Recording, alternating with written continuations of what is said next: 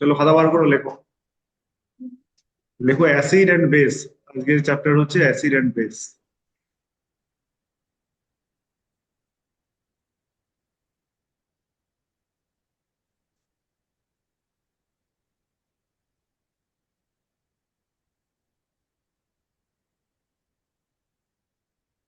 ব্যাপার হচ্ছে যে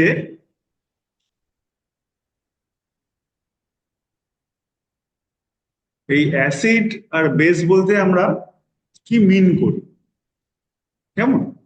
অ্যাসিড আর বেস বলতে আমরা কি মিন করি? ব্যাপার হচ্ছে যে আমরা যদি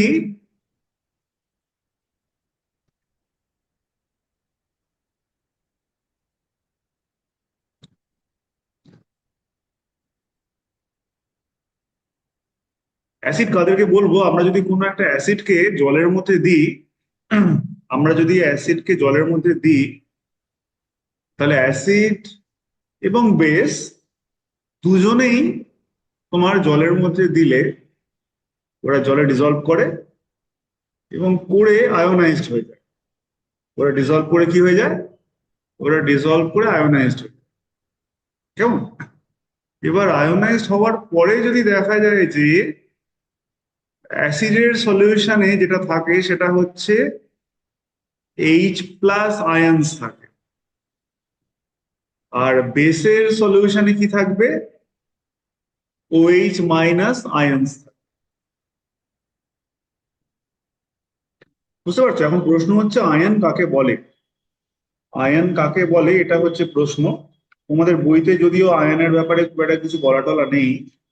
আয়ন মানে হচ্ছে, যেমন ধরো আমি যদি বলি তোমাকে যে ধরো একটা হাইড্রোজেন, হাইড্রোজেনের কটা ইলেকট্রন থাকে?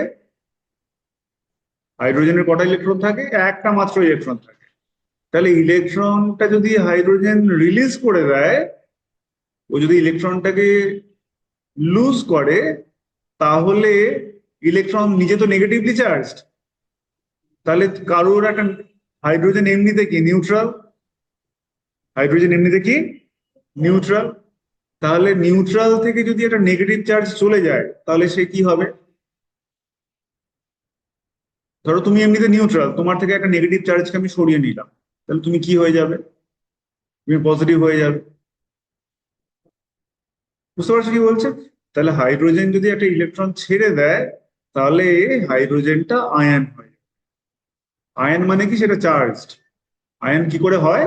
হয় সে ইলেকট্রন ছেড়ে দিলে আয়ন হতে পারে, আর যদি ইলেকট্রন নিয়ে নেয় তাহলেও আয়ন হতে পারে। ইলেকট্রন নিয়ে নিলেও কি হয়ে যাবে? আয়ন হবে। আর ইলেকট্রন ছেড়ে দিলেও আয়ন হবে। এটা তোর হয়ে গেছে? ধরে পেরেছিস, করেছিস? তোরও তাই? ফাইভের ছাড়া সব করেছিস? ফাইভেরটা কঠিন ছিল?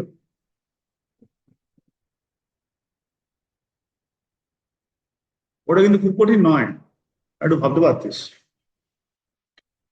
হুম? তুই সবগুলো করেছিস? না, 3 নম্বরটা করেছিস না করিস? ডাউট আছে।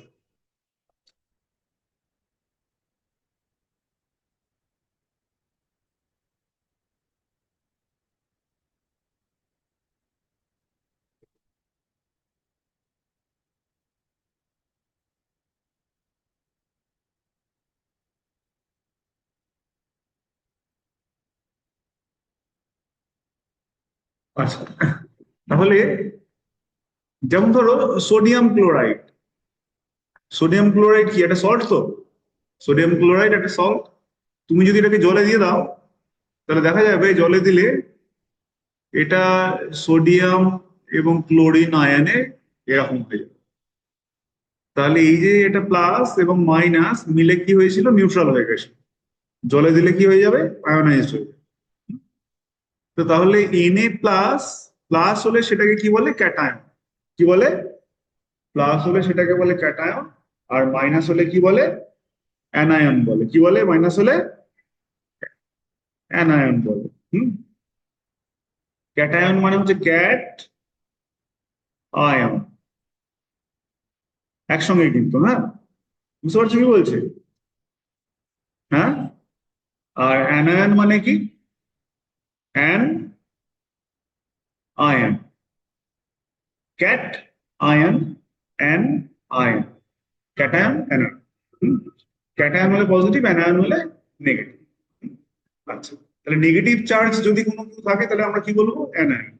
আর পজিটিভ চার্জ থাকলে কি বলবো? ক্যাটায়ন। ঠিক আছে। এবারে ব্যাপার হলো অ্যাসিডের ক্ষেত্রে যেটা হবে, যে কোনো অ্যাসিড, অ্যাসিড হতে গেলে তার একটা ক্রাইটেরিয়া কি, যে আমি ওই অ্যাসিডটাকে জলের মধ্যে দিলে দেখবো যে আমি এইচ প্লাস আয়ন পাচ্ছি। যদি পাই তাহলে আমি সেটাকে কি বলবো? সেই মেটেরিয়ালটাকে কি বলবো? অ্যাসিড বলবো। এবার অ্যাসিডের টেস্ট কিরকম হয়? অ্যাসিডের টেস্ট কিরকম হয়? টক হয়। অ্যাসিডের টেস্ট কিরকম হয়? টক হয়। হ্যাঁ, আচ্ছা। আর আয়নের টেস্ট কিরকম হয়? একটু কষা কষা টাইপের। কিরকম হয়? একটু একটু কষা টাইপের। হুম। যেমন ধরো তোমরা অ্যান্টাসিড যখন খাও, হ্যাঁ, অ্যান্টাসিড যখন খাও মুখটা একটু কষা কষা লাগে না? কি, অ্যান্টাসিড খেয়েছিস কোনোদিন? ওই লিকুইড যে তোর জেলুসিল টাইপের যেগুলো পাওয়া যায়, কোনোদিন খাসনি লিকুইড জেলুসিল? খাসনি? হ্যাঁ, তুই তো খেয়েছিস। তুই খাসনি? মনে পড়ছে না? ওই সেই এটা গোলাপি রঙের একটা ডাব্বা, হ্যাঁ, ওই গ্যাস অম্বল হলে খাওয়ায়। হ্যাঁ, ওটা কি? ওটা তো অ্যান্টাসিড বেস। অ্যান্টাসিড মানে কি? বেস। ওটা যেমন খেতে, বেস ওরকমই খেতে। সেই জন্য বলছে ওটা হচ্ছে তোর একটু কষা কষা। আর যেমন ধর লেবুর টক যেরকম টক, অ্যাসিড হচ্ছে টক। কিন্তু সমস্ত অ্যাসিড কিন্তু টেস্ট করা যায় না। হ্যাঁ, স্যার স্যার অর্গানিক অ্যাসিড গুলো টেস্ট করা যায়। অর্গানিক অ্যাসিড টেস্ট করলে অসুবিধা নেই, কিন্তু যেগুলো ইনঅর্গানিক অ্যাসিড প্রচন্ড সেগুলো ডেঞ্জারাস কিন্তু। হ্যাঁ, মানে ওটা টক কিনা টেস্ট করতে যাস না যেন বাবা। ঠিক আছে, বিপদে পড়ে যাবে। হ্যাঁ বল, কি বলছিস বল। স্যার ডাইজিন। হ্যাঁ হ্যাঁ, ডাইজিন জেলুসিল সব হবে। স্যার জেলুসিল, তারপরে জেলুসিল ট্যাবলেট। হ্যাঁ নিশ্চয়ই সব হবে। আচ্ছা, এবারে তার মানে আমরা যদি অ্যাসিডকে টক বলি আর বেসকে যদি কষা বলি তাতে কোনো অসুবিধা নেই, কিন্তু অ্যাসিড হতে গেলে কি হতে হবে? জলের মধ্যে দিলে ওরা জলের সঙ্গে মিক্স করে যাবে এবং কি হবে? ও এইচ প্লাস আয়ন তৈরি করবে। ইয়েস আর স্যার। বেসের আর বেসের ক্ষেত্রে কি হবে? বেসের ক্ষেত্রে ও এইচ মাইনাস আয়ন তৈরি করবে। বেসের ক্ষেত্রে কি হবে? ও এইচ মাইনাস আয়ন। ঠিক আছে। এইটার একটা নাম আছে, এটাকে বলে হাইড্রক্সিল আয়ন। কি বলে এটাকে? এটাকে বলে হাইড্রক্সিল আয়ন। Hydroxyl ion. ঠিক আছে। আচ্ছা, আমরা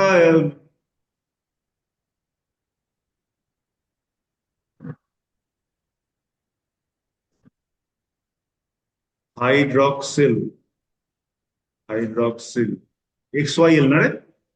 হাইড্রক্সিল আয়ন। এবারে এইচ প্লাস আয়ন, যেমন ধরো আমি যদি বলি যে একটা তোমার H2SO4, কেমন? H2SO4 কে যদি তুমি জলের মধ্যে দাও, জলের মধ্যে দিলে কি আসবে? দুটো হাইড্রোজেন আয়ন আর একটা সালফেট আয়ন তৈরি হচ্ছে। বুঝতে পারছো কি বলতে চাইছি? হ্যাঁ, সেই জন্য H2SO4 কে তুমি অ্যাসিড হিসেবে ভাবতে পারো। ঠিক আছে, বুঝতে পারছি কি বলছি? হুম। তো যাই হোক, তার মানে অ্যাসিড হলে কি হবে? জলের মধ্যে তোমার ওটা আহ, মিশে যাওয়ার পর কি হবে? হ্যাঁ, ওয়াটার সলিউবল হবে, ওয়াটারে মিশে গেলে কি আসবে? এই আয়নটার প্রেজেন্ট থাকতে হবে। এই আয়নটাকে অবশ্যই প্রেজেন্ট থাকতে হবে, তাহলে আমরা কি বলবো ওটাকে? তাহলেই অ্যাসিড বলবো। তাহলেই আমরা ওটাকে অ্যাসিড বলবো। ঠিক আছে। যেমন ধরো H2SO4, এইটা কি? এটা হচ্ছে তোমার ইনঅর্গানিক অ্যাসিড।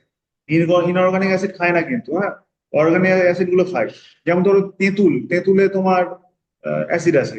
হ্যাঁ, তোমার ধরো লেবু, তাতে অ্যাসিড আছে। যে কোনো জিনিস খেতে খেতে টক, টক লাগছে মানে অ্যাসিড আছে।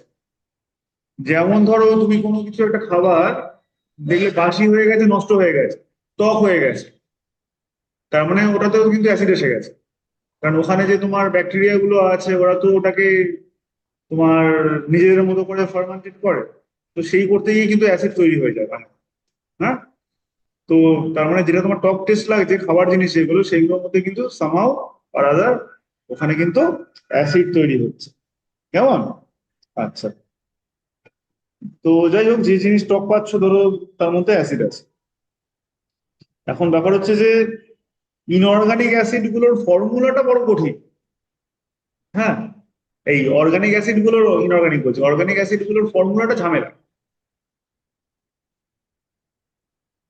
ধরো আমাকে একটা ফর্মুলা লিখতে হয়, ধরো H2SO4, এইটা হচ্ছে সালফিউরিক অ্যাসিড, হ্যাঁ।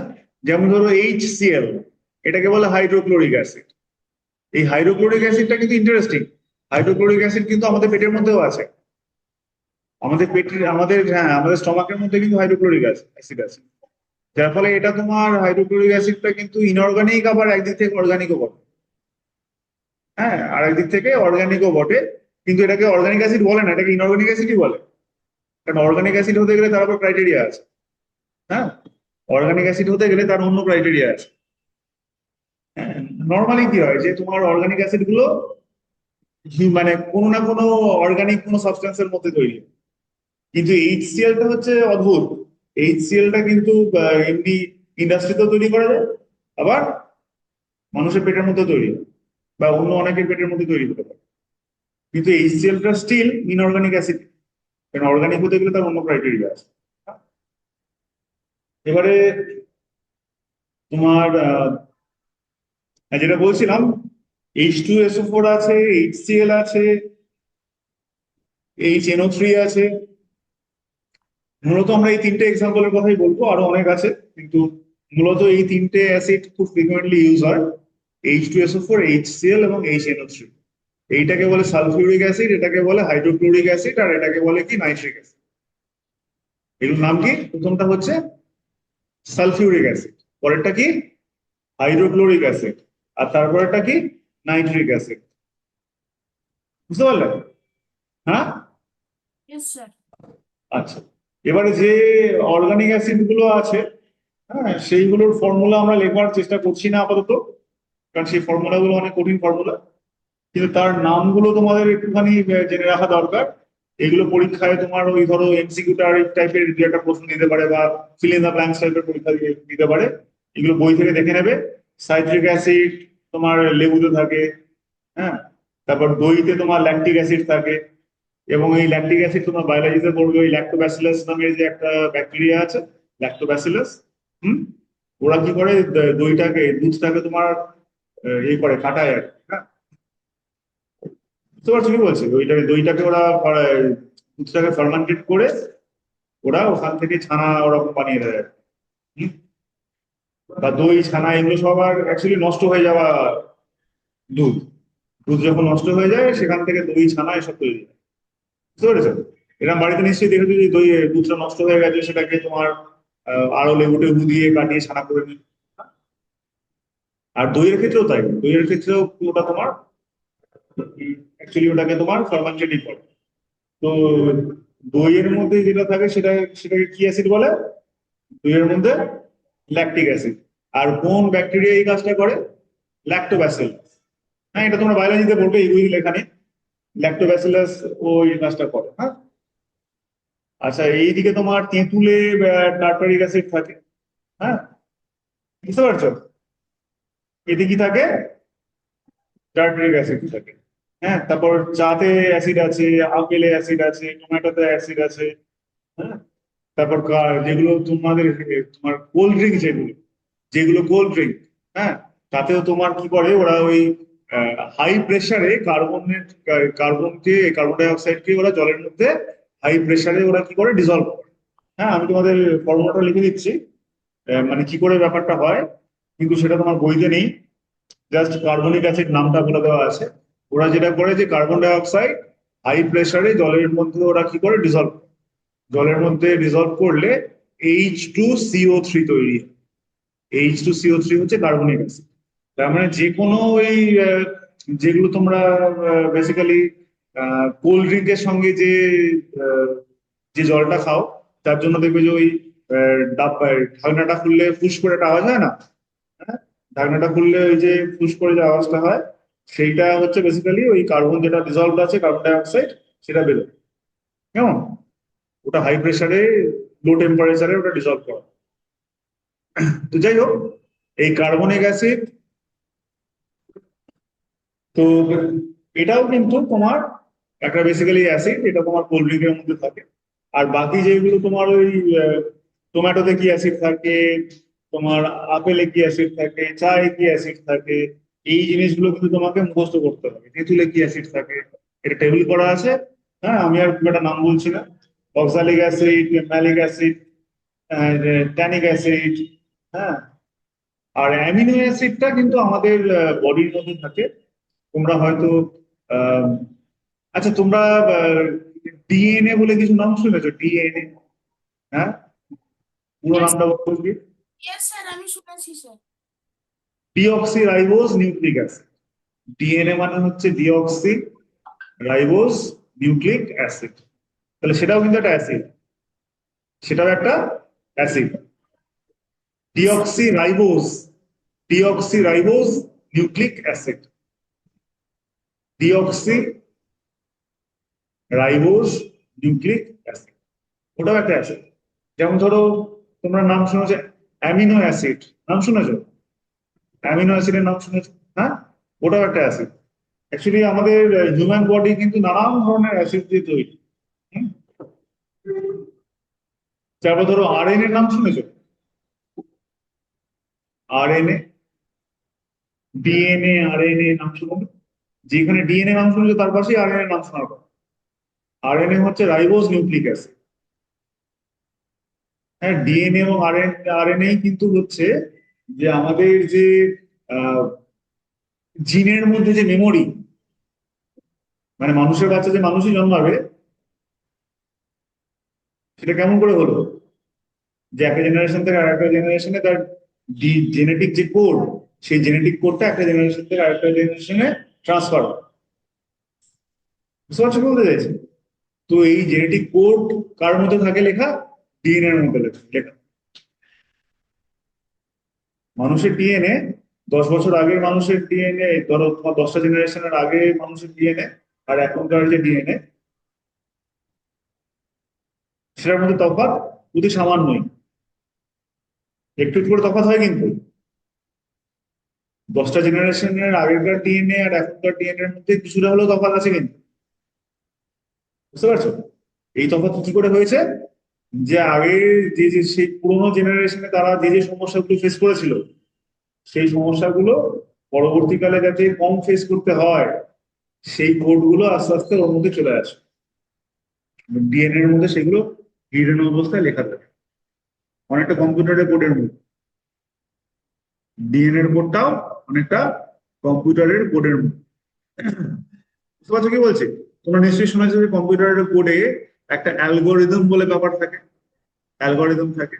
হ্যাঁ, শুনেছো তো? সেরকম তোমরা পরবর্তীকালে একটা নাম শুনবে, এটাকে বলে জেনেটিক অ্যালগোরিদম। কি বলে? Genetic algorithm. মানে জিনের মধ্যে যে কোড লুকিয়ে আছে তার একটা অ্যালগোরিদম আছে, জিনের মধ্যে যে কোড লুকিয়ে আছে তার একটা অ্যালগোরিদম আছে। সায়েন্টিস্টরা কম্পিউটারেও কোড লেখবার সময় জিনে যেরকম কোড লুকিয়ে আছে সেই কোড, সেই স্টাইলটাকে ফলো করার চেষ্টা করে। সেটাকে বলে জেনেটিক অ্যালগোরিদম। মানুষ কিন্তু আসলে নেচারকে ফলো করে। যেমন ধরো, তোমরা শুনে মজা পাবে যে আমেরিকার একটা দুর্দান্ত ভালো একটা যুদ্ধ বিমান আছে। হ্যাঁ, যেটাকে বলে র্যাপ্টার 22। হ্যাঁ, র্যাপ্টার 22 নাম শুনেছিস তো? হ্যাঁ, এই র্যাপ্টার 22টা কিন্তু কিভাবে তৈরি করা হয়েছে জানো? হ্যাঁ, মোটিভেশন কি জানো? একটা ফোরিং, একটা ফোরিং হচ্ছে মোটিভেশন। এবং তোমরা হয়তো অনেকে জানো না, ফোরিং, ফোরিংটাকে আমরা ইংরেজিতে কি বলি? ড্রাগন ফ্লাই বলি না? হ্যাঁ, এই ড্রাগন ফ্লাই কিন্তু মারাত্মক একটা শিকারী। ফড়িংকে আমরা পাত্তা দিই না। হ্যাঁ, রোগা ছেলে মেয়েদেরকে ফড়িং বলি, কিন্তু ফড়িং কিন্তু মারাত্মক একটা জিনিস। কারণ ফড়িং এর যে 4টে ডানা, সেই 4টে ডানা কিন্তু ওরা ইন্ডিপেন্ডেন্টলি কন্ট্রোল করতে পারে। চারটে জানাকে ওরা ইন্ডিপেন্ডেন্টলি কন্ট্রোল করতে পারে, মারাত্মক। মানে ওদের সাকসেস রেট, কোন একটা পোকা যদি ধরবে মনে করে, সাকসেস রেট মোর দেন 95%। ফড়িং এমন একটা জীব যার সাকসেস রেট, শিকারের সাকসেস রেট 95%-এর চেয়ে বেশি। যেমন ধরো তোমরা কখনো এটা খেয়াল করেছো যে তোমার তোমাকে যদি বলা হয় যে দুটো হাত একসঙ্গে ঘোরাও, দুটো হাত যদি একসঙ্গে ঘোরাও, তাহলে তোমাকে এই হাতটা এইদিকে ঘোরাচ্ছ আর এই হাতটাকে তুমি এইদিকে ঘোরাচ্ছ। বুঝতে পারছো কি বলছি? তুমি এইভাবে ঘোরাচ্ছ, দুটোকে আসলে একই দিকে ঘোরাচ্ছ, কিন্তু একটাকে এইদিকে ঘোরাচ্ছ আর একটাকে এইদিকে ঘোরাচ্ছ, তোমার কন্ট্রোল করতে অসুবিধা হবে। বুঝতে পারছো কি বলতে চাইছে? এই দেখো, ভিডিওটা অন করলে দেখতে পাবে। মানে আমাদের মোটিভেশনের অনেকটাই কিন্তু নেচার থেকে নেওয়া।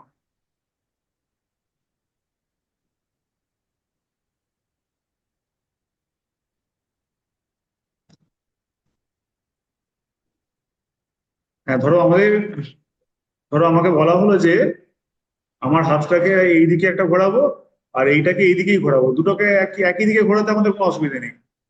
হ্যাঁ, কিন্তু আমাকে যদি বলে এই হাতটা এইদিকে ঘোরাও আর এই হাতটাকে এইদিকে ঘোরাও, দুটোকে একসঙ্গে ঘোরাও, দুটোকে একসঙ্গে ঘোরাতে কিন্তু আমাদের অসুবিধা হয়।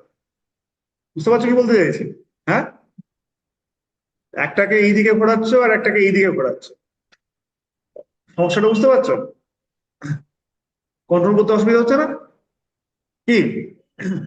হরিণ এর ওরকম চারটে হাত, চারখানা ডানা, কিন্তু ওদের কোনো অসুবিধা হয় না চারটাকে ইন্ডিপেন্ডেন্টলি কন্ট্রোল করতে। কি সাংঘাতিক ব্যাপার, বুঝতে পারছো?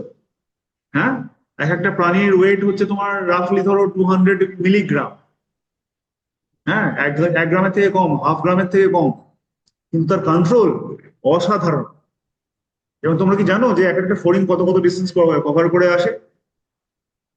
হ্যাঁ, জানো না? এক একটা ফড়িং প্রায় 1500-2000 কিলোমিটার কভার করে,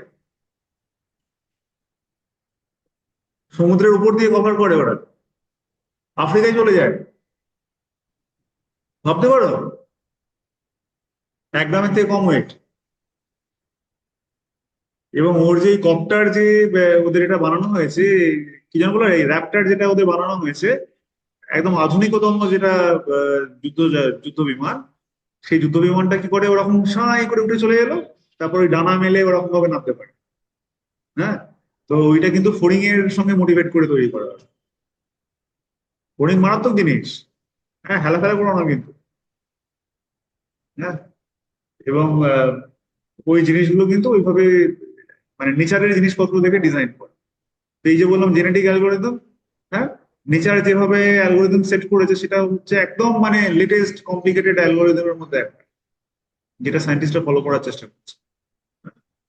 আচ্ছা, যাই হোক, নেচারকে স্টাডি করলে কিন্তু মানুষ অনেক কিছু শিখতে পারে। নেচার একটা অদ্ভুত ব্যাপার, যা তুমি জানতে পারো, যা তুমি শিখতে পারো, তা কিন্তু তুমি নেচার থেকেই পারো, আর অন্য কোনো জায়গা থেকে পারো না। কিন্তু আনফরচুনেটলি তোমাদের জেনারেশনে যেটা সব থেকে বড় সমস্যা হচ্ছে যে তোমরা নেচারের সঙ্গে কন্ট্যাক্টটাকে হারিয়ে ফেলছো। তোমরা মনে করছো যে তোমাদের সবকিছু ওই ইন্টারনেটের মধ্যেই লুকিয়ে আছে। আসলে ইন্টারনেটের মধ্যে যা যা আছে সবই কিন্তু নেচার থেকে মোটিভেটেড, নেচার থেকে মোটিভেট করে তৈরি করেছে। কিন্তু সমস্যাটা হচ্ছে তোমরা তো নেচার থেকে বেরিয়ে যাচ্ছ, যার ফলে পরবর্তীকালে কোনো কিছু আবিষ্কার করা খুব মুশকিল হয়ে যাবে। কেমন? পরবর্তীকালে কোনো কিছু আবিষ্কার করা ভারী মুশকিল হয়ে যাবে। আচ্ছা, এবার আমরা বেসের এক্সাম্পল বলি। বেসের সব থেকে ভালো যে এক্সাম্পল গুলো হতে পারে, sodium hydroxide NaOH, potassium hydroxide KOH। হ্যাঁ, এইগুলোকে আমরা ভালো এক্সাম্পল হিসেবে চুজ করতে পারি। আর এদিকে আরো কিছু কিছু আছে, লাইক তোমার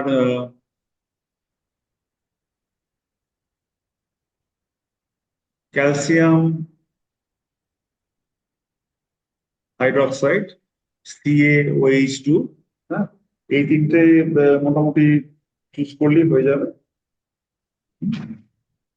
আচ্ছা, তোমাদের কিন্তু এটা নাম আসতে পারে যে আহ, কাপড় কাচার যে সোডা ইউজ করা হয়, হ্যাঁ, ওয়াশিং যে সোডা, সেটা হচ্ছে সোডিয়াম সোডিয়াম কার্বনেট। হ্যাঁ, বুঝতে পারছো কি বলছি? Na2CO3। এইটা কি? এটা হচ্ছে ওয়াশিং সোডা। আর এটা কি? Sodium hydroxide, potassium hydroxide, calcium hydroxide. এগুলো কিন্তু পরীক্ষায় দেবে, বুঝলে তো? হ্যাঁ, এটা কি বললাম তোমাকে? ওয়াশিং সোডা কি? Na2CO3। আর একটা পরীক্ষায় খুব আসে, কেওএইচ। কেওএইচ এর একটা ডাক নাম আছে, এটাকে বলে কস্টিক পটাশ। কি বলে এটাকে? এটাকে কি বলে? Caustic potash. পটাশ। হ্যাঁ, এটা পটাশ বলে না, কিন্তু পটাশ বলে। হ্যাঁ, বুঝতে পারছো কি বলছো? হ্যাঁ, হ্যাঁ এটাকে বলে কস্টিক পটাশ। আর এটাকে বলে কস্টিক সোডা। এই যে NaOH কে কি বলে? স্যার। QSTIC, caustic. দাঁড়া দাঁড়া বাবা, এটাকে বলে কস্টিক সোডা। এই রেগুলার নামগুলো কি, সেই নামগুলো কিন্তু দেয়। হ্যাঁ, আর এটা হচ্ছে কস্টিক পটাশ।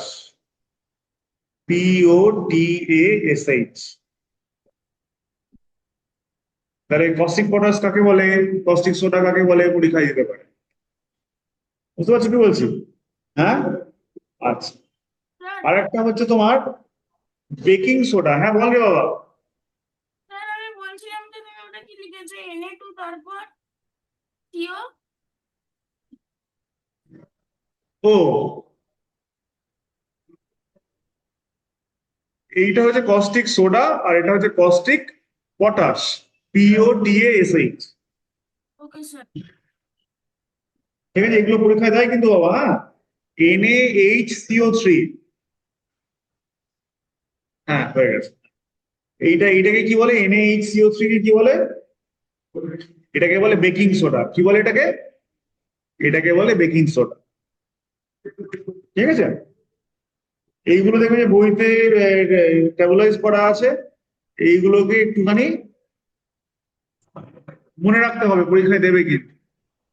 কেমন? এগুলো পরীক্ষায় দেবে, একদিন জানাতো বাবা। আচ্ছা, এগুলোর নাম লিখেছিস? এই যে সোডিয়াম হাইড্রোক্সাইড, কস্টিক সোডা, হ্যাঁ, কস্টিক পটাশ। হ্যাঁ, লিখেছিস রে? এগুলো দেখবি যে বইতে সব নাম টাম লেখা আছে বাবা। হ্যাঁ, ইয়েস স্যার। এই যে ক্যালসিয়াম হাইড্রোক্সাইড, এটা কিন্তু তোর ওই কি যেন বলে, আমাদের ওই পানের সঙ্গে যে চুন মেশায়, পানের সঙ্গে একটা চুন মেশায়, জানিস তো, পান বানানোর সময়। হ্যাঁ, সেটা কিন্তু আসলে, সেটা কি, হ্যাঁ, সেটা কিন্তু তোর ওই কি বলে, ওই ওই চুন দিয়ে বানাই কিন্তু না।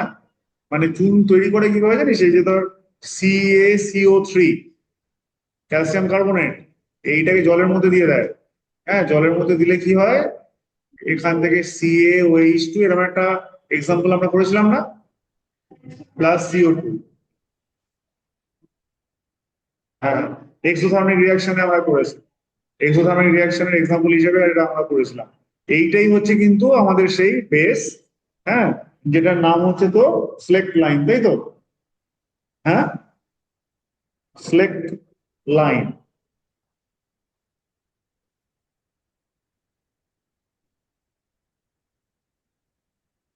স্লেক্ট লাইন, এটা দিয়ে কিন্তু একটা সময় তোর ওই ওয়ালে কিন্তু কালারও করা হতো। দীর্ঘ সময়, এখন অনেকের বাড়িতে করা হয়। বাড়িতে বলা হয় চুনকাম করছে, হোয়াইট ওয়াশ করতো। হ্যাঁ, স্যার বলো। স্যার আমাদের গ্রামের বাড়িতে এখনো এই চুন দিয়ে দেওয়ালে রং করা হয়। হুম, অ্যাকচুয়ালি চুন দিয়ে দেওয়ালে রং করা হতো, তার একটা মেজর কারণ হচ্ছে চুনের মধ্যে ওই বেসিক ব্যাপারটা আসে বলে, তাই জন্য তোমার পোকামাকড় গুলো আসে না, পালিয়ে যায়। পোকামাকড়ও পালিয়ে যায়, জার্ম কিলার হিসেবে ওটাকে ইউজ করা হয়। আচ্ছা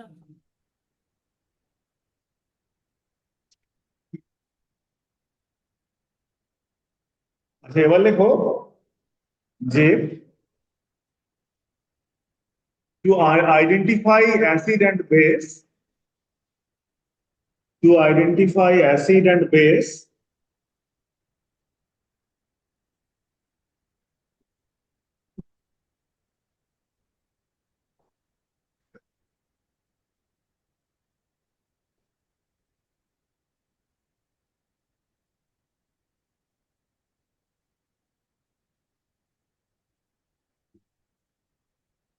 কি বললাম, to identify acid and base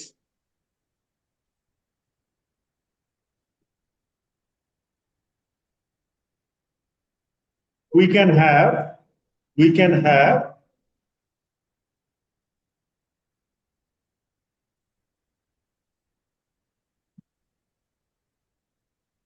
we can some have some substances which we can have some substances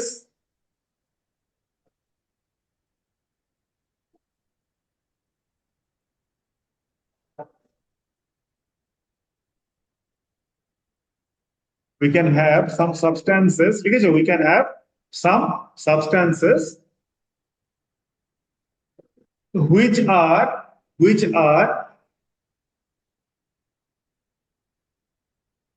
different in colors, which are different in colors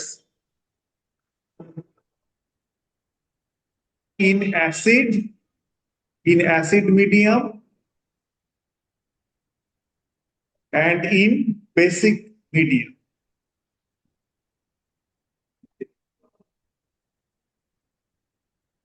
In acid medium and in basic medium. তার মানে আমাদের কাছে এমন একটা special substance আছে যাদের acid মিডিয়ামে যা কালার, বেসিক মিডিয়ামে অন্য কালার। অ্যাসিড মিডিয়ামে যা কালার, বেসিক মিডিয়ামে অন্য কালার। তাহলে ওই সাবস্টেন্সটা যদি আমি অ্যাসিডে দিই যা কালার দেখবো, বেসে দিলে অন্য কালার দেখবো। তাহলে ওরা কি ইন্ডিকেট করে দেবে যে মিডিয়ামটা অ্যাসিড না বেসিক, ইন্ডিকেট করে দেবে। তাহলে ওই সাবস্টেন্স গুলো কি করবে, মিডিয়ামটা অ্যাসিডিক না বেসিক সেটা ইন্ডিকেট করে দেবে। অ্যাসিডিক মিডিয়ামে যা কালার, বেসিক মিডিয়ামে অন্য কালার। এদেরকে বলে ইন্ডিকেটর। কি বলে এদেরকে? এদেরকে বলে ইন্ডিকেটর। কি বলে? ইন্ডিকেটর। ঠিক আছে, তাহলে ইন্ডিকেটর কাকে বলে বুঝতে পেরেছো? হ্যাঁ, ইন্ডিকেটর দিয়ে আমরা কি করি, অ্যাসিড না বেস সেটাকে মুখে টাচ না করে বলতে পারি, অ্যাসিড না বেস মুখে না দিয়ে বলতে পারি। তাহলে এদেরকে কি বলে? এদেরকে বলে ইন্ডিকেটর। ইন্ডিকেটর, হ্যাঁ। ইন্ডিকেটরের একটা এক্সাম্পল দেখো, হ্যাঁ, লিটমাস পেপার। দেখো, লিটমাস পেপার, লিটমাস পেপার।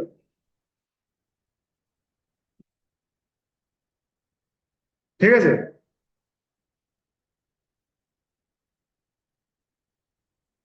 আচ্ছা এবার লেখো যে acid turns blue, litmus red. এগুলো কিন্তু পরীক্ষায় দেবে। এখান থেকে অ্যাসিড বেস থেকে কিন্তু প্রচুর প্রশ্ন হতে পারে। অ্যাসিড বেস থেকে প্রচুর তোমার প্রশ্ন হতে পারে। অ্যাসিড কি করবে, ব্লু লিটমাস,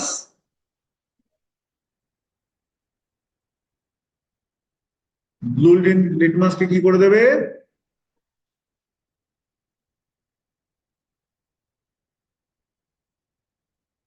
রেড করে দেবে। ঠিক আছে তো? আর তোমার বেস কি করবে,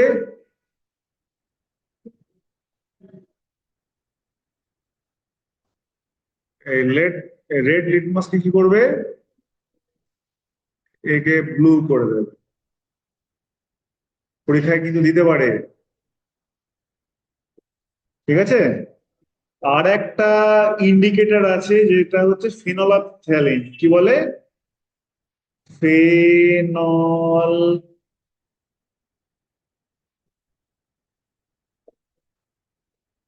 ফেনলফ, হ্যাঁ, ফেনলফ, ফেনলফথ্যালিন, এনওএল, ফেনল, ফেনল, ফেনলথ্যালিন, ফেনলথ্যালিন,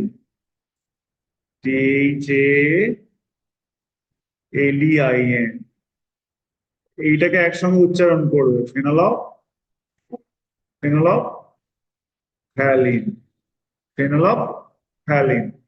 ঠিক আছে, হ্যাঁ, স্পেলিংটা একটু ভালো করে দেখে নাও, ভুলভাল লিখো না যেন। ফেনলফ থ্যালিন, ফেনল অফ থ্যালিন, LEIN কিন্তু, হ্যাঁ। হ্যাঁ, ফেনল অফ থ্যালিন কিন্তু একসঙ্গে আছে, হ্যাঁ। আমি ভেঙে ভেঙে উচ্চারণ করলাম ফেনল অফ থ্যালিন। ঠিক আছে। ফেনল অফ থ্যালিন এমনিতে, ফেনল অফ থ্যালিনটা কি হবে তোমার? Colourless in acidic and pink in basic. ফেনল অফ থ্যালিনে যদি নো কালার হয় তাহলে কি হবে? নো কালার হলে কি হবে? অ্যাসিড। আর যদি তোমার পিঙ্ক হয় তাহলে কি হবে? পিঙ্ক হলে হবে বেসিক। এই দুটো থেকে কিন্তু প্রশ্ন দেবেই দেবে। যখনই সিলেবাসে এই টপিক থাকবে এখান থেকে প্রশ্ন অবশ্যই দেবে।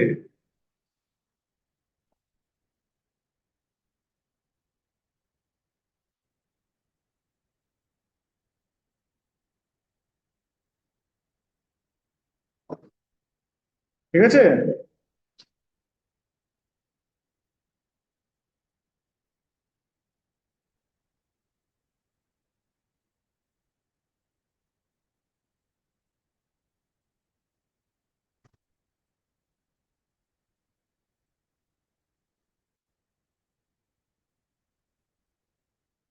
Hello sir. হ্যাঁ, বলো। স্যার আমি বলছিলাম যে আমরা কি টার্মারিকও তো একটা ইন্ডিকেটর স্যার। হুম। Sir turmeric indicator. Sir China rose extract. হুম। আচ্ছা, এই যে দেবে অ্যাক্টিভিটি যেগুলো দেওয়া আছে, হ্যাঁ, অ্যাক্টিভিটি গুলো একটুখানি দেখবে। যেমন ধরো এই যে জবা ফুলের যে পাপড়ি, বুঝলে? Yes sir. এই যেটা হচ্ছে তোমার জবা মানে হচ্ছে হিবিস্কাস, তাই তো? এই হিবিস্কাস এটাও কিন্তু একটা ইন্ডিকেটর হতে পারে। হ্যাঁ, হিবিস্কাস পেটালস এটাও একটা ইন্ডিকেটর।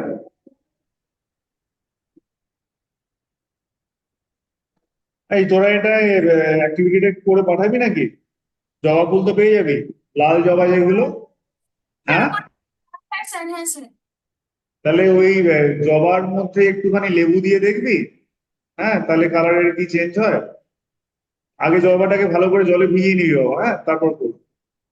Okay sir. হ্যাঁ, পেটাল গুলো নিয়ে ওর উপর তুই কি যেন বলে, ওই লেবু দিয়ে দেখবি। আর যদি একটুখানি ওই বাড়িতে তো ওই বেকিং সোডা টাইপের পেয়ে যাবি কিছু, আর বেকিং সোডা দিয়ে দেখবি, করে একটা ভিডিও বানাবি, 1 মিনিটের একটা করে একটা ভিডিও বানাবি, পাঠিয়ে দিয়ে পাঠাস। টার্মারিকের জন্য এই কাজটা করিস। ঠিক আছে। টার্মারিক। হ্যাঁ। ইয়েস হ্যাঁ, স্যার। আলাদা আলাদা করে দিবি, আলাদা আলাদা করে। মানে ওই হিবিস্কাসের যে পেটাল আছে ওতে দুটো আলাদা আলাদা পেটাল নিবি, নিয়ে একটাতে একটু লেবু দিবি, আর একটাতে ওই যেটা তোর আমাদের বাড়িতে যে তোর বেকিং সোডা আছে সেই সোডা একটু দিবি। আর এর ক্ষেত্রেও তাই, আমাদের ওই টার্মারিকের ক্ষেত্রেও তাই। তাহলে মোট 1 মিনিটের একটা ভিডিও বানিয়ে একটু গ্রুপে পাঠাস তো। হ্যাঁ, গ্রুপে পাঠাস, আমি তাহলে তোদের ভিডিও গুলো ইউটিউবে তাহলে আপলোড। কেমন? বুঝতে পারলি তো? করবি তো?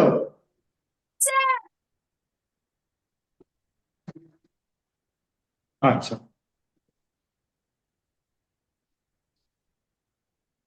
না, ঠিক আছে, দিচ্ছি, করে দিচ্ছি। আচ্ছা। হ্যাঁ, দাও তো।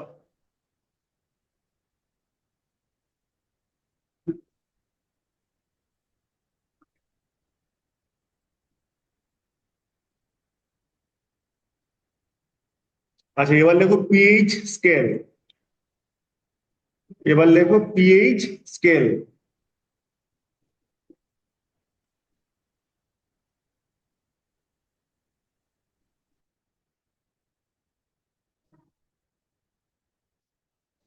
কোন বইতে? এই বইতে?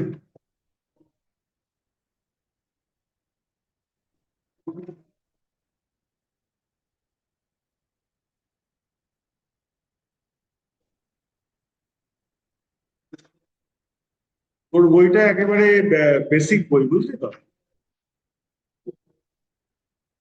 বেসিক বই বলতে মানে ভালো। কিন্তু হ্যাঁ, কম ইনফরমেশন, যেটা যতটুকু জানা দরকার ততটুকুই দিয়েছে, অতিরিক্ত কোনো ইনফরমেশন দেয়।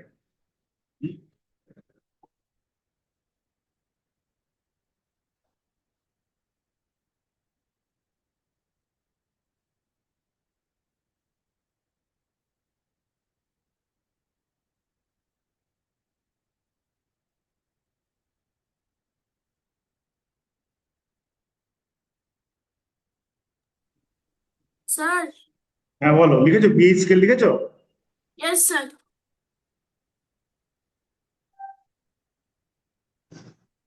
স্যার। হ্যাঁ বলবে বাবা। স্যার আমি বলছিলাম যে ক্লাসের শেষে আমাকে একবার স্ক্রিন শেয়ার করার পারমিশন দেবে? স্ক্রিন শেয়ার করবি তুই? আচ্ছা ঠিক আছে, ঠিক আছে, স্ক্রিন শেয়ার করিস। Thank you sir. আচ্ছা দেখো, এই যে পিএইচ স্কেল, এইটা তোমার কনভেনশনালি 0 থেকে 14 এর মধ্যে এটাকে প্লেস করা হয়। এরকম ভাবে, ঠিক আছে? এবার এর ঠিক মাঝামাঝি যেটা, সেই মাঝামাঝি যে মার্কারটা 7, হ্যাঁ, এইটাকে বোঝানো হয় নিউট্রাল। এটাকে কি বোঝানো হয়? সেভেনটাকে বোঝানো হয় নিউট্রাল। লিখেছো?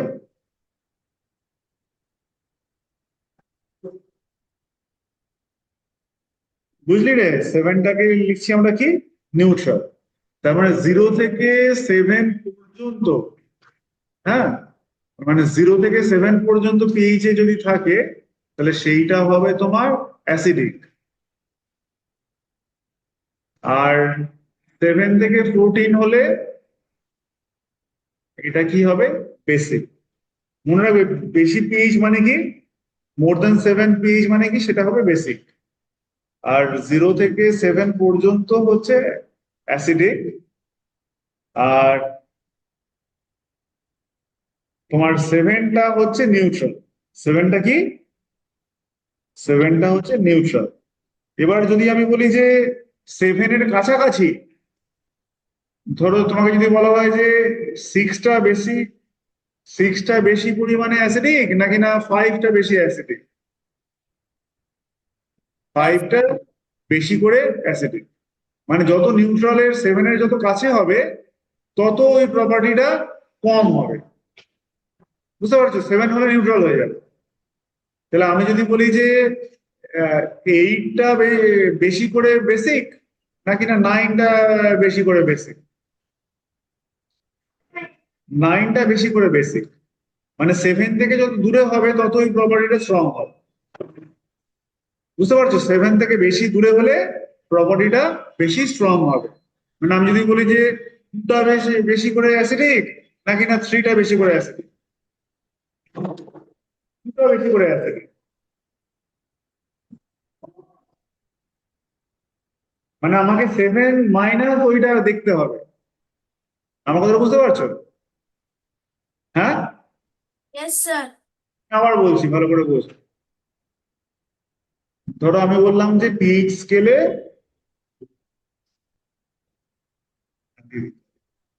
ধরো পিএইচ স্কেলে 1 এবং 2 কে বেশি করে অ্যাসিডিক বলে, সেটা দেখবার জন্য আমি 7 - 1 করবো আর 7 - 2 করবো। তাহলে এইটা হচ্ছে 6, এটা হচ্ছে 5। তাহলে 6 > 5। তাহলে কে বেশি করে অ্যাসিডিক? 1 more acidic than 2। এবার ধরো আমাকে বললো যে 9 এবং 10 কে বেশি করে বেসিক। তাহলে আমি 10। বলবো 9 - 7 এবং 10 - 7, ডিফারেন্সটা কার জন্য বেশি? 10 - 7 এর ডিফারেন্সটা বেশি। তারপর টেনটা হচ্ছে বেশি করে বেসিক। ফলো ইয়েস করতে স্যার। পারলে? Yes sir.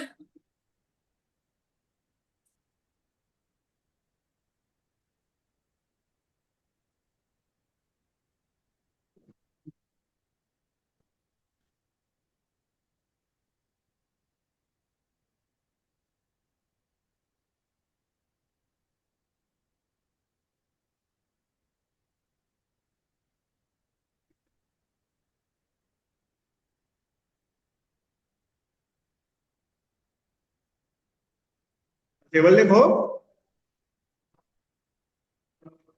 অ্যাসিড এবং বেসের রিয়াকশন। লেখো reaction between acid and base. Reaction between acid and base.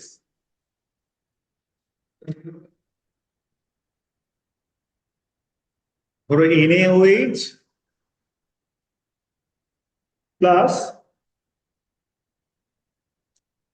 HCl, base এবং অ্যাসিড রিয়াক্ট করলে কি হবে?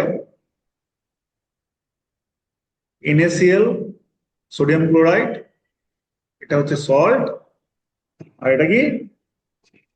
এটা হচ্ছে জল। তাহলে অ্যাসিড এবং বেস রিয়াক্ট করলে কি হয়?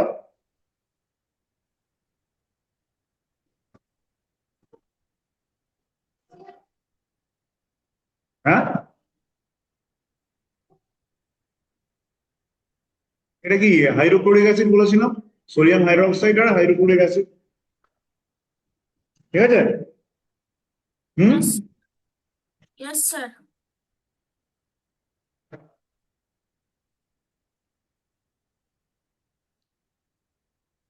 ধরো আমি যদি বলি যে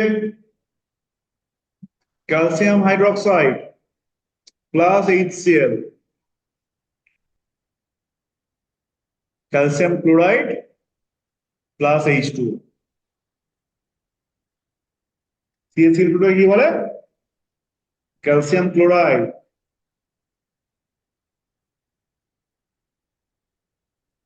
ঠিক আছে তো? এই এক্সাম্পলটা বই থেকে দেওয়া, এটা বাইরে থেকে দেওয়া। কিংবা ধরো আমরা যদি বলি যে এবার H2SO4 দিয়ে ভাবা যাক, NaOH প্লাস H2SO4, এটা কি আসবে? Na2SO4, sodium sulphate plus H2O। কেমন?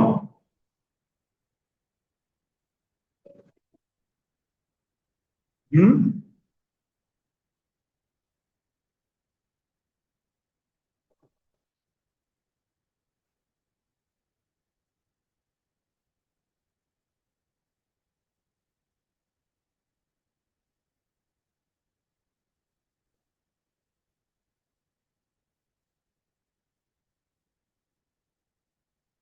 এগুলোকে ব্যালেন্স করিস বাবা, হ্যাঁ। এ কি যেন বললি? হ্যাঁ হ্যাঁ, এগুলো এগুলো সমস্ত হচ্ছে সল্ট। জল ছাড়া যেটা বাকিটা সেটা হচ্ছে সল্ট। KOH প্লাস H2SO4, আমি কিন্তু ব্যালেন্স করছি না, তোমাদের কাজ হচ্ছে ব্যালেন্স করানো, হ্যাঁ। K2SO4 প্লাস H2O, এগুলো ব্যালেন্স করবে সমস্ত। হুম। আর বই দেখে ব্যালেন্স করবে না, বইতে কিন্তু কয়েকটা ব্যালেন্স করে দেওয়া আছে।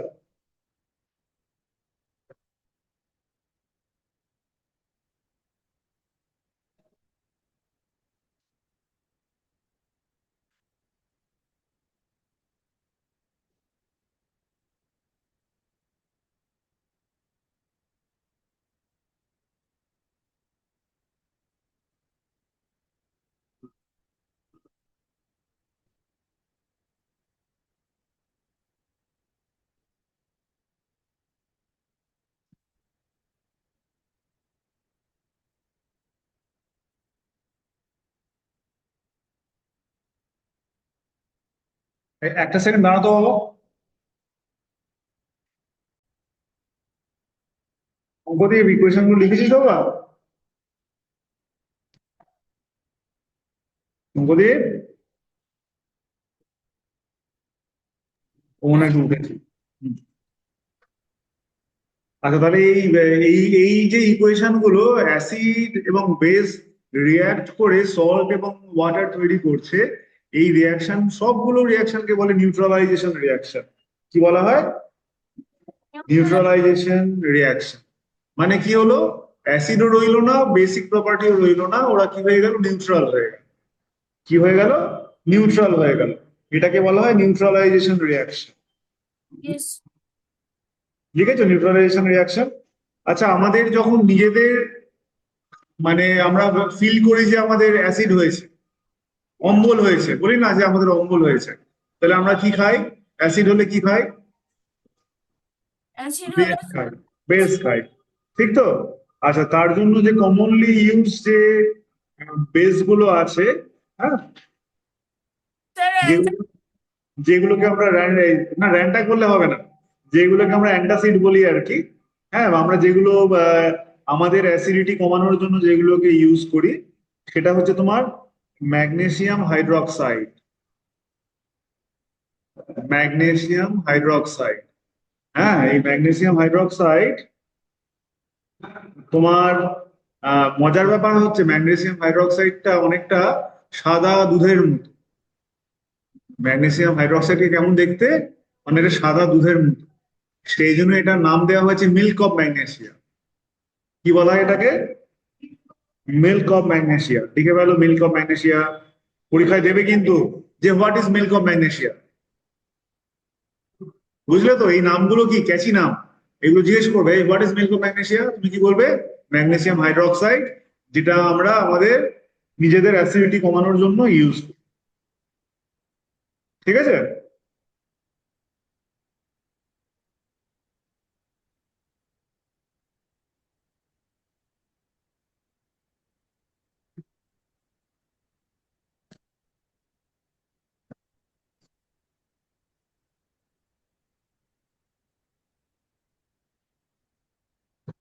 আচ্ছা, এছাড়া তোমার ওই এই বেকিং সোডাটা কাকে বলে বললাম রে?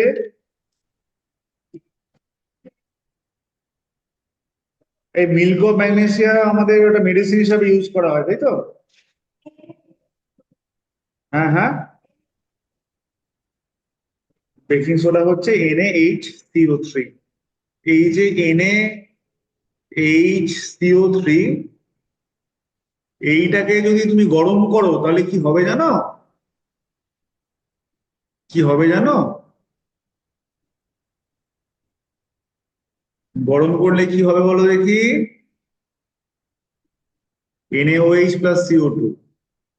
কেমন গরম করলে কি হবে? NaOH+CO2। তাহলে এই যে বেকিং সোডা যেটাকে আমরা বলছি, এটাকে বেকিং সোডা মানে বেকিং এর কাজটা করে কি করে? বেকিং হলে কি হয় বলো দেখি? একটা জিনিস বেকড হলে কি হয়? নরম হয়, তাই না? বেকিং করলে নরম হয় না, না হয় শক্ত হয়ে যায়? নরম হয়। নরম হচ্ছে মানে নিশ্চয়ই জিনিসটা পোরাস হচ্ছে। কোন জিনিস নরম হয় বলো? যার ভেতরে একটা স্পঞ্জি ব্যাপার থাকে, পোরাস হয় যে জিনিসটা, তবে না সেটা বেকড হবে। ঠিক কি না? হ্যাঁ, ভেতরটা যদি একদম সলিড হয়, ভেতরে যদি কোনো ফাঁকা জায়গা না থাকে, তাহলে কি নরম হবে? হবে না, কঠিন হয়ে যাবে, টাফ হয়ে যাবে।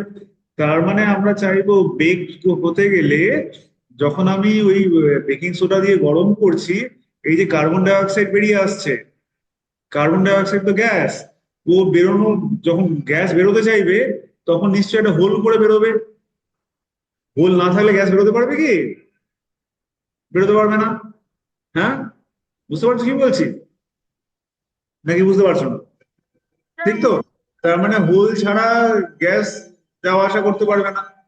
তো সেই জন্য এই যে কার্বন ডাই অক্সাইডটা গরম করার ফলে, বেকিং সোডাকে গরম করলে যে কার্বন ডাই অক্সাইড তৈরি হচ্ছে, সে বেরোনোর একটা রাস্তা তৈরি করে দেবে। তাহলে সে কি করবে? ওই সাবস্টেন্সটাকে পোরাস করে দেবে। সাবস্টেন্সটাকে কি করে দেবে? CO2 পোরাস করে দেবে। তাহলে জিনিসটা নরম হয়ে যাবে, একটু ফেঁপে যাবে, একটু ফুলে উঠবে। গ্যাস বেরোনোর সময় কি হয়? একটুখানি ফুলে ওঠে। বুঝতে পারছো কি বলছি? তো সেই জন্য বেকিং এর জন্য NaHCO3 ইউজ করা হয়। তার মানে খাবারে দিলে, গরম করলে কি হবে? CO2 বেরোনোর সময় সাবস্টেন্সটাকে পোরাস করে দেবে, ভলিউমটাকে বাড়িয়ে দেবে। তাতে করে কি হবে? জিনিসটা নরম হয়ে যাবে। জিনিসটা কি হয়ে যাবে? নরম হয়ে যাবে। তাহলে বেকিং সোডাটা কিন্তু আমরা ওই NaHCO3টাকে কিন্তু বেকিং সোডা হিসাবে আমরা ইউজ করি। কেন ওটা বেকিং হয় সেটা বুঝতে পারলে কি? হ্যাঁ, স্যার। এই এই ইকুয়েশনটা বুঝতে পারলে তো? এই CO2 যেহেতু প্রডিউস হচ্ছে, এই গ্যাসটা জিনিসটাকে পোরাস করে দিচ্ছে, এটা আমাদের বেকিং এ হেল্প করছে। স্যার ওই জন্য কেক বানানোর সময় আমরা বেকিং সোডা দিই। হুম।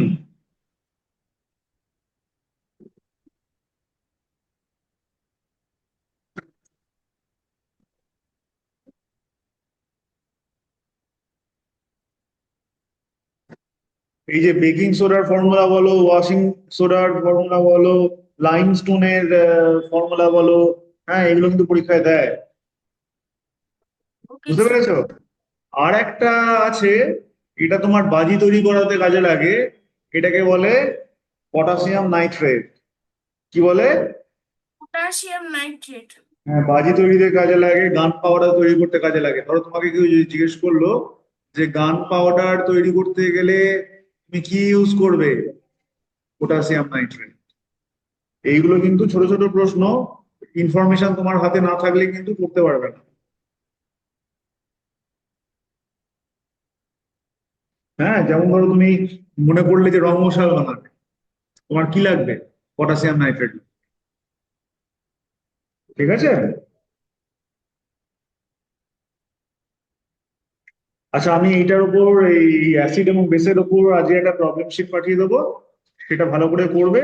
সেটা করলেই দেখবে যে তোমার যা যা জানা দরকার, না, তুমি সব জেনে যাবে।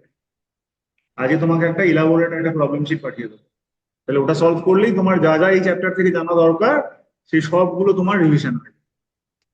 Okay sir. ঠিক আছে। ইয়েস। আচ্ছা, আমি আর নতুন কিছু পড়াবো না, আজকে প্রবলেম শিটটা দেবো, তারপর আমরা পরের ক্লাসে আবার ডিসকাস। Okay sir.